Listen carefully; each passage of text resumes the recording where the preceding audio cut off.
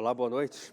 Quando se fala em mobilidade urbana, o que vem logo à cabeça é um trânsito congestionado, dificuldades para transitar nas grandes cidades.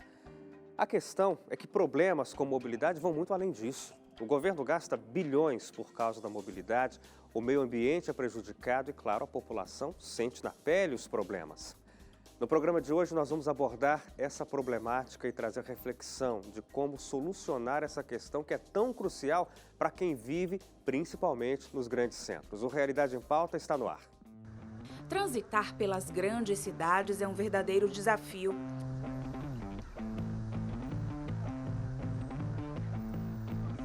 Para quem depende de ônibus e metrôs, a situação também é bem complicada.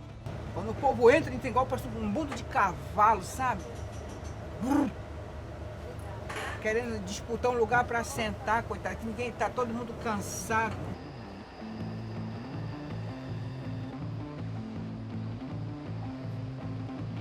Rodrigo trabalha no centro do Rio de Janeiro. Ele mora a 20 quilômetros de distância. Todos os dias ele tem de enfrentar uma longa peregrinação para fazer esse percurso. Precisa utilizar metrô, trem e ônibus. Pode ver que ainda está bastante cheio. Normalmente vai até as 8 horas da noite, ele ainda fica bastante cheio. Vamos tentar entrar agora nesse carro, que nem sempre a gente consegue entrar de primeira. Olha, tá muito cheio, melhor esperar o próximo. Depois de pegar o metrô, Rodrigo seguiu de trem para a região metropolitana do Rio. É um trem bem antigo, não tem ar-condicionado. No verão do Rio de Janeiro é complicado, a gente soa um pouquinho. E é um trem que pode quebrar a qualquer momento.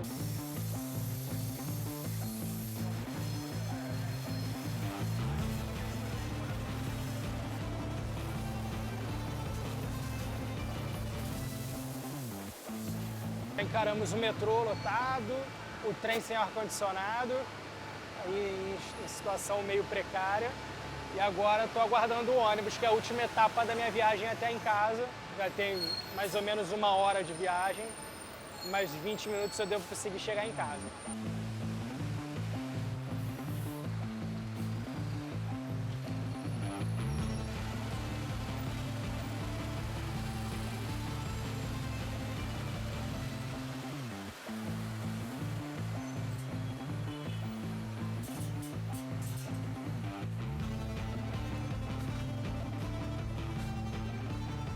Depois de mais de 2 horas, finalmente Rodrigo chegou em casa.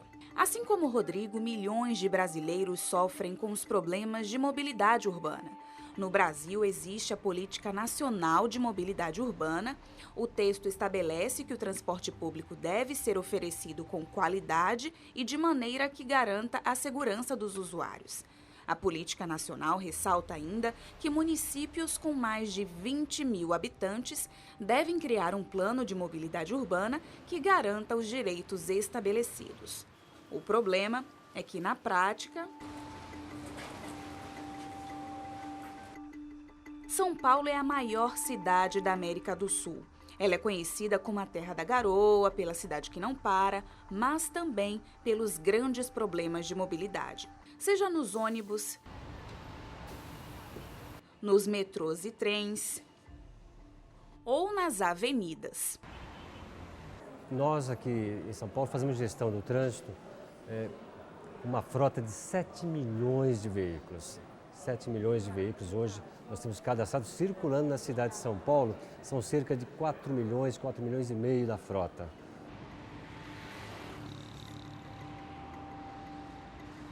Os problemas com a mobilidade vão muito além de um trânsito congestionado. Quando ele para, os prejuízos são incontáveis. Por ano, o Brasil perde quase 270 bilhões de reais por causa dos congestionamentos.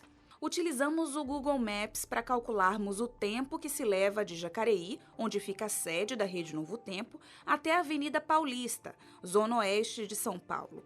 Saindo às 7h30 da manhã, levaríamos 2 horas e 20 minutos até o destino final. Mas olha, normalmente esse percurso dura bem menos, cerca de 1 hora e 15 minutos. Os prejuízos não são apenas financeiros. No nosso país, os veículos emitem 60% das emissões de gases do efeito estufa. E o transporte urbano é responsável por 40% das emissões. O problema se agrava ainda mais porque 25% das cidades brasileiras não têm nenhum órgão de gestão para questões de políticas de transporte. E se nas cidades que possuem esses órgãos já é difícil conter as dificuldades com mobilidade, imagina em municípios sem esse tipo de gestão. A CT ela trabalha com uma diversificação de informações, né? Nós atendemos a demanda do trânsito, inerente ao trânsito, são os acidentes, é lidar o dia a dia com esse trânsito adensado e melhorar a qualidade para a cidade.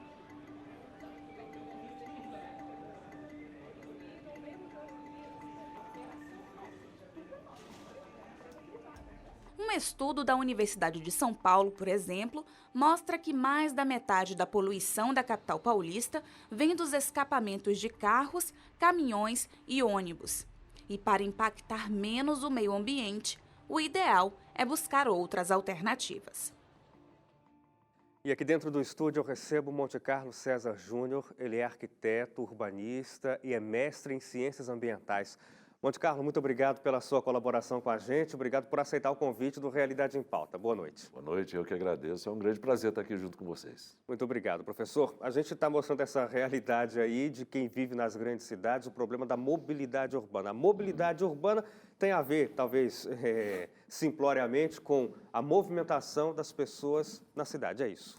Não apenas movimentação das pessoas, né? Quer dizer, você tem movimentação de pessoas e de cargas também, quer dizer, toda a parte de logística dessa movimentação. Então, não apenas de pessoas. Sim. Claro que pessoas é o fundamental, mas essa questão também da distribuição das coisas pela cidade também é significativo. Transporte das cargas. Sim, isso implica em questões econômicas de muita profundidade. A gente até mostrou, né? O Brasil perde bilhões de reais por conta dos engarrafamentos, o que atrasa as entregas. Sem dúvida, sem dúvida. Agora, o que é que se precisa pensar quando a gente fala em mobilidade urbana? Porque a gente pensa sempre nisso, né? Nessas imagens que a gente viu, filas de carros parados, pessoas amontoadas num transporte público, muitas vezes ineficaz. Essa ineficácia, ela surge porque tem gente demais ou porque se falhou no planejamento? É uma somatória de questões. Então, por exemplo, nos últimos 10 anos, se você fizer um levantamento da frota de veículos no Brasil, mais de 400% subiu. As cidades são as mesmas, as ruas são as mesmas, então o planejamento é fundamental. Nós entendemos que a falta de planejamento, essa falta de uma visão sistêmica, quer dizer, é todo o processo, e mais uma visão de futuro, quer dizer, o que eu quero da minha cidade daqui a 20, 30 anos, enfim. E, lamentavelmente, a cultura do planejamento no Brasil ainda não é uma questão, vamos dizer, que dá uma certa prioridade para os gestores públicos. E aí a matéria está muito perfeita quando ela fala, quer dizer, a legislação determina que cidades com mais de 20 mil habitantes têm que ter os seus planos diretores. E aí, concomitantemente ao fato de ter os seus planos diretores, você tem as cidades que devem fazer os seus planos de mobilidade. Então, de certa forma, eu entendo que, apesar do objetivo ser significativo, nós estamos muito defasados, muito defasados. Se a gente pegar São Paulo, a maior cidade da América Latina, você vai ver, por exemplo, o sistema de metrô de São Paulo está atrasado pelo menos 50 anos. E o investimento é cada vez maior. Quer dizer, quanto mais se espera para fazer, mais caro vai ficar. E aí, obviamente, a gente resume aquela questão, da onde vem o dinheiro, da onde vem o recurso, né, e de que forma aplicá-lo. Então, a lição de casa está sendo mal feita, na minha opinião.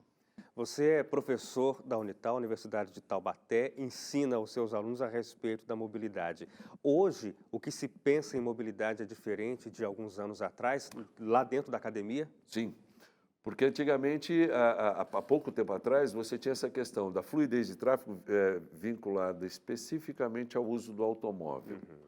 Então, nós tivemos, por exemplo, Brasília é o grande exemplo da questão da utilização do automóvel. Uma cidade que tem um desenho urbano específico, mas as distâncias são muito grandes, então ela foi, digamos, projetada e pensada para o uso do automóvel. É uma cultura que nos anos 50 do século passado foi implementada no Brasil, e aí essa questão do automóvel, não apenas como um objeto de movimentação, mas de status, de importância, isso está muito, vamos dizer, preso na cultura do brasileiro. E, de certa forma, o transporte individual, ele sempre foi uma marca registrada. As cidades sempre foram pensadas dessa forma, para o transporte individual. Ou seja, vamos abrir ruas para automóveis. Hoje não. Hoje é abrir caminhos para o transporte público. Então, em detrimento do uso do transporte individual, há uma necessidade de se pensar no uso do transporte coletivo, do transporte público. Quer dizer, não apenas o transporte público, mas o individual não enquanto o automóvel. Por exemplo, as ciclovias, ciclofaixas. Hoje você pensa em administrar muito mais essa questão das distâncias. Então, aquela reflexão, aonde você mora e como é que você se desloca dentro da cidade e qual é o tempo, porque às vezes não é nem a distância, é o tempo. Sim. Hoje a eficiência maior do deslocamento é tempo, não é a distância. Então, às vezes você pode morar muito próximo de um determinado centro, é o que deu o exemplo. Por exemplo, a gente sai daqui de Jacareí, num determinado horário, leva 2 horas para chegar num determinado ponto em São Paulo. Mas por quê? Você vai pegar um determinado movimento da cidade, e a cidade explica muito isso é interessante nessa área do ponto de vista científico. A cidade, e mais uma vez, o que foi dito também no vídeo que foi passado, a necessidade de você ter pessoas capacitadas para trabalhar a gestão do trânsito e da mobilidade das cidades. Então, falta gente capacitada para isso. Porque você tem a técnica, você tem a ciência, e ela não é apenas uma decisão, digamos, política.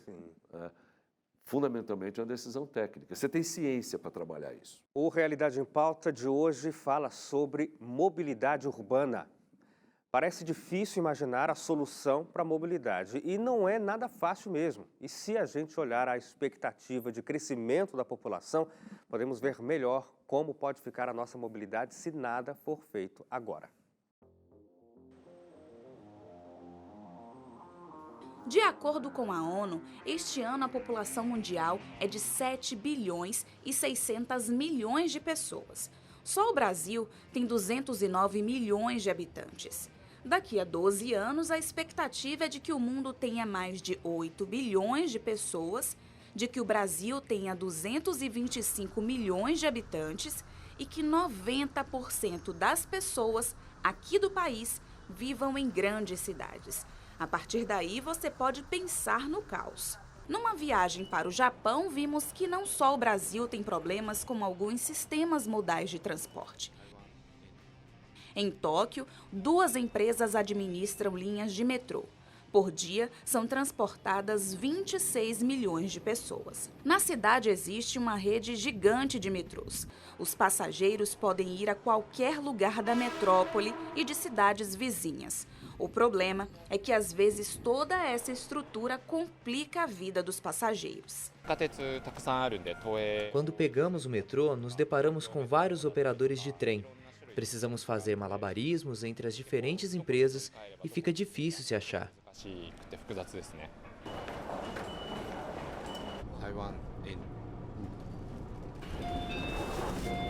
Apesar de algumas dificuldades por parte dos passageiros, os funcionários do metrô de Tóquio comandam uma rede subterrânea para evitar qualquer atraso de uma linha.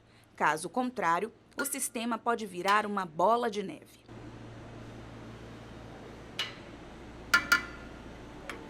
As alternativas para solucionar questões de mobilidade urbana até que são muitas. Tem ônibus, BRT, VLT, metrô, trem, bonde, ciclovias e em algumas cidades tem balsa e barca. Em todo o mundo existem várias campanhas de conscientização para diminuir o fluxo de veículos na rua e para reduzir a poluição. A capital colombiana, por exemplo, foi a pioneira no Dia Mundial Sem Carro. Pessoas trocaram o conforto dos veículos pelas pedaladas.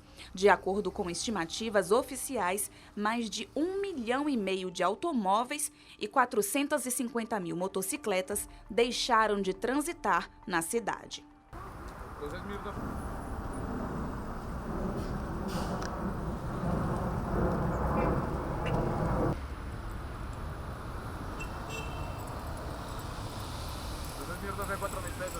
Londres é a maior cidade global, classificada pelo gigante contábil PwC como a cidade da oportunidade. A capital britânica é seguida por Singapura, Toronto, Paris e Amsterdã, em um relatório que avaliou 30 cidades com base em vários indicadores econômicos e sociais, incluindo facilidade de fazer negócios, demografia, habitação, custo de vida e, claro, transporte e infraestrutura. A cidade dá uma aula de mobilidade.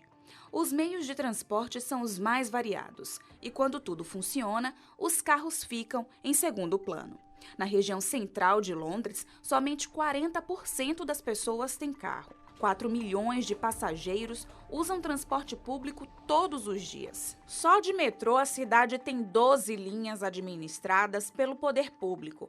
É a terceira rede mais extensa do mundo. Assim, fica muito mais fácil andar pela cidade e mais difícil poluir o ambiente. Voltando agora para o Brasil, a realidade é diferente. Mas estamos tentando. As ciclovias, por exemplo, fazem parte de um projeto de mobilidade urbana.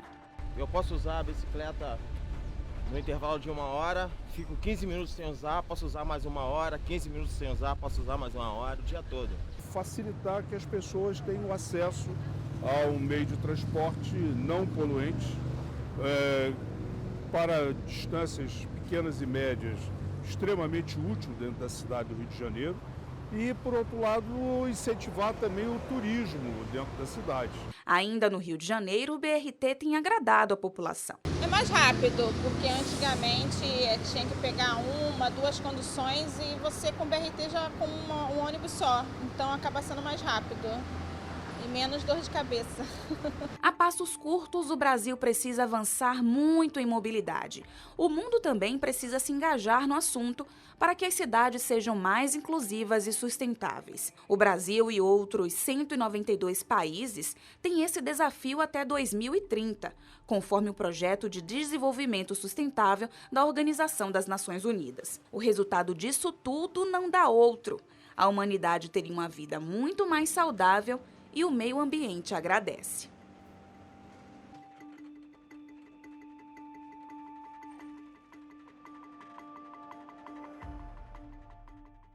E eu continuo a conversa com Monte Claro César Júnior, arquiteto urbanista, mestre em ciências ambientais, professor da Unital, a Universidade de Taubaté.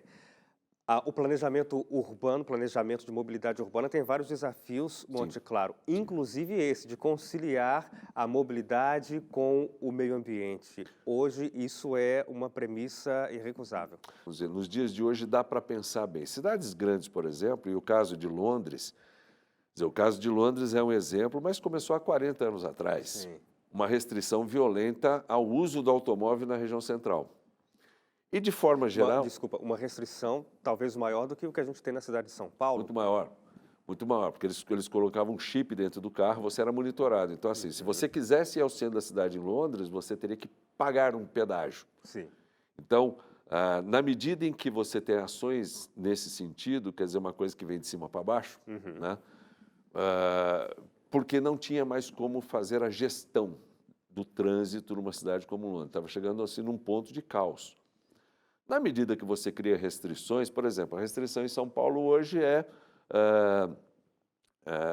o rodízio de automóveis, né? O rodízio de automóveis em São Paulo ajudou bastante, mas ainda continua a situação, ou seja, não adianta você criou só o rodízio. O que mais a cidade precisa? Como eu falei, no caso de São Paulo, o metrô de Londres é centenário. Sim. No caso de São Paulo, não, né? Então, nós estamos pelo menos 50 anos atrasados. Essa é uma questão crucial. Então, por exemplo, você pega um vídeo desse, onde o rapaz estava no Rio de Janeiro, pegando tantas conduções para chegar em casa, quer dizer, onde ele trabalha? Ele trabalha longe de onde mora ou ele mora longe de onde ele trabalha? né? Então, essa relação, vamos dizer, é uma equação que não tem um sistema de planejamento eficiente para resolver. Claro. Aí passa para algumas outras questões, que seria as cidades mais compactas, cidades mais densas, né? Onde você teria uma discussão de aumentar a densidade em determinados pontos da cidade para diminuir, porque você tem cidades, por exemplo, que são muito extensas, muito horizontais, muito espalhadas, né? Isso também dificulta, porque exatamente nessa questão da parte econômica, onde é que está o emprego? Onde é que está... Porque você se deslocar numa praça próxima do seu bairro, num parque, mesmo no fim de semana, você passear num teatro e ver um cinema, num shopping, são deslocamentos mais tranquilos, né, que você vai, digamos, de forma mais tranquila.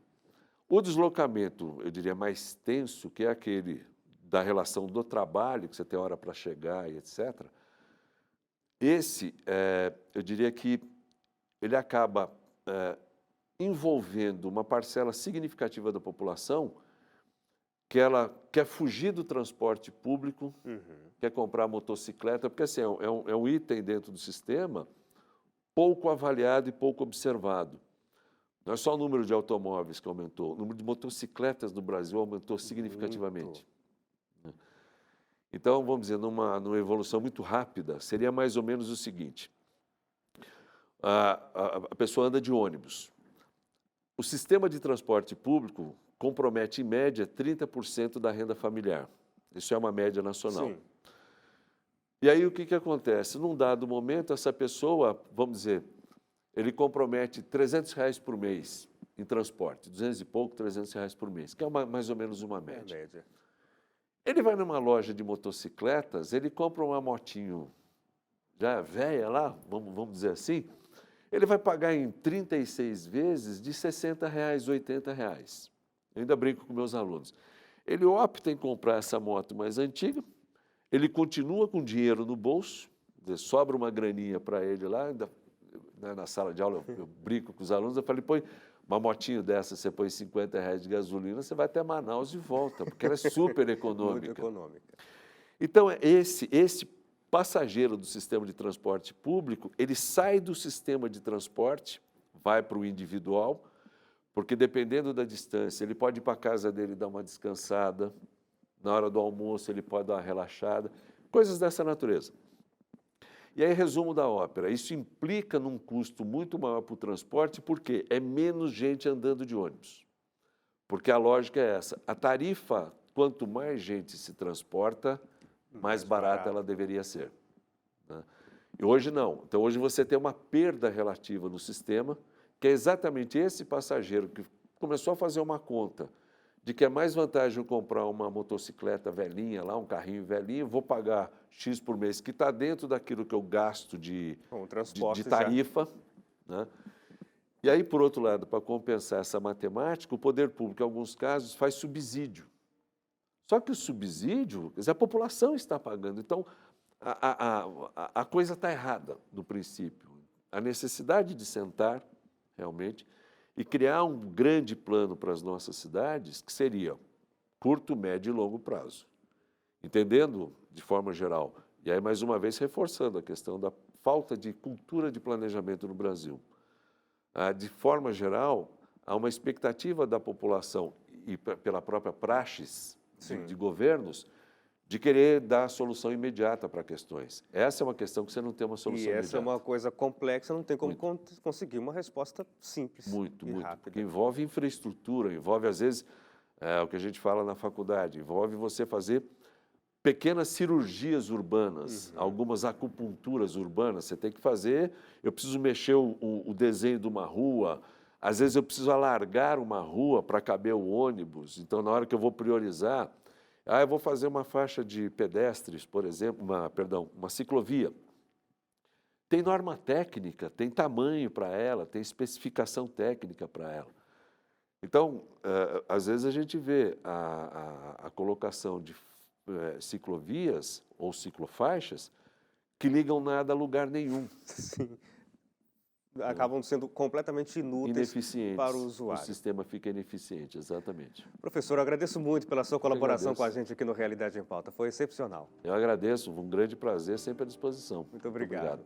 Agradeço também à Universidade de Taubaté, que permite aqui a participação do professor Monte Claro. O Realidade em Pauta fica por aqui hoje, mas eu encontro você no nosso próximo encontro, no nosso próximo programa. Até lá, tchau, tchau.